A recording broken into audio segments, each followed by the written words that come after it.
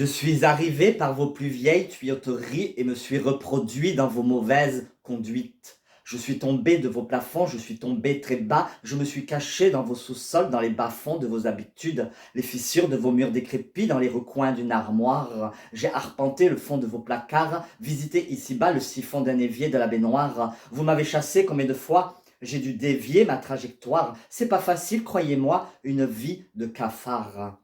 Plus d'une fois, vous m'avez piétiné, croyant m'exterminer. Plus d'une fois, j'ai fait profil bas, trouvé de nouveaux tuyaux et réussi de nouveau à vous envahir. Et vous avez cessé de rire. Les entends-tu au loin, les cafards, qui se prennent pour des hyènes? Entends-tu leur coin-coin de canards, dont se moquent les sirènes? Les entends-tu revenir comme le tonnerre au loin? Un orage qui se prépare, une pluie diluvienne. Ils sont partout, mais on ne les voit pas. Pourtant, parfois, on les entend fomenter. Les entends-tu, ces roulements de tambour? Ils se font menaçants comme des tirs d'obus, oppressants une fois qu'ils ont rallié ton frère, ton pote, ton ex-copine à leur cause et noirs desseins. Trop souvent, les diables s'habillent comme des saints, narcissiques et pervers, bien souvent solitaires, toujours perfides ou autoritaires dans un cercle, un collectif. Ils prennent le pouvoir quand vous abandonnez votre siège, votre bureau. D'abord sauveur en vous inventant des ennemis, après ça, juge et bourreau, dictateur. Qui sont tristelés leurs débats, leurs commentaires pestilentiels, leurs idées d'outre-tombe, leurs propos qui tombent comme un couperet, leurs arguments à la javel, leurs couplets de décérébrés, des ploucs et des bofs qui étalent à l'infini leur fiel, pauvres gens qui trimballent leurs problèmes existentiels en tenant pour responsables de leur triste sort.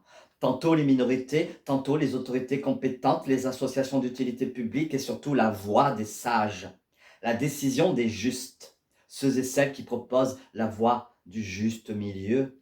Les voix tuent, s'en prendre partout dans le monde, aux femmes et aux plus faibles, aux populations démunies, encore aux femmes, ces sorcières, aux âmes qui se sont égarées, aux proies faciles, aux êtres fragilisés. C'est toujours la même rengaine. Ils sont très forts pour dégainer. Sur les plus vulnérables, ils se croient forts et puissants, alors qu'ils n'ont que la faiblesse de céder à la violence.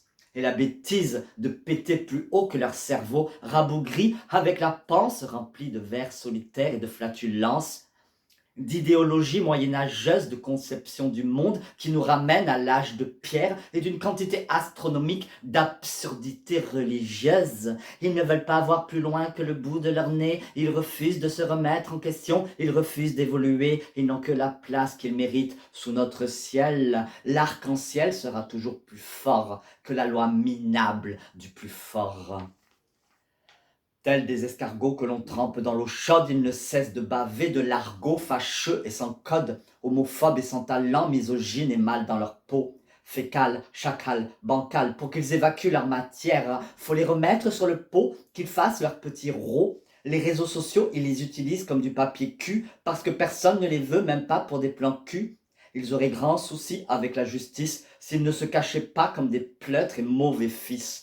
Ils craignent l'autorité, les forces de l'ordre, mais en plein jour, ils font prospérer leurs petites ou grosses affaires, quitte à semer parfois du chaos, générer du désordre. Elle n'épargne aucune classe sociale, ni les riches, ni les pauvres, et peut s'immiscer dans n'importe quelle communauté pour la contaminer, la faire pourrir de l'intérieur comme un ver dans la pomme. Sournoise et malveillante, voici l'ombre de la folie brune. Des cols blancs ou des chemises sombres qui veulent se gaver de thunes en abusant de leur prochain, en dépouillant les plus faibles de l'or brun plein la bouche pour vomir leurs idées mortifères. Ce n'est plus un cerveau qu'ils ont, c'est une serpillière, naze et has-been qui veulent revenir en arrière, néophytes de la vie qui n'ont en fait rien à dire, si ce n'est des inepties sorties du néant pour brandir leurs nouilles flasques petites qu'ils prennent pour un étendard. Faudrait-il peut-être penser à les censurer dardard. Et toi, que défends-tu? Tu veux sauver ta peau en restant dans le troupeau? Si tu veux l'inclusion, commence par aimer les autres et les inclure. Au lieu de créer la confusion, commence par fusionner avec ta conscience. Tu te bats contre l'exclusion, alors pourquoi de la société t'exclure? Et arrête d'encenser les traditions, de les poser comme une science. Je dis stop. à l'obscurantisme et je proclame, inaliénable, le droit au respect, le droit à la différence, qui est d'une naturelle évidence. Les entends-tu au loin, les cafards qui se prennent pour des hyènes? Entends-tu leur coin-coin de canards dont se moquent les sirènes? Dont se moquent les sirènes? Dont se moquent les sirènes? Dont se moquent les sirènes? Dont se moquent les sirènes? Dont se moquent les sirènes?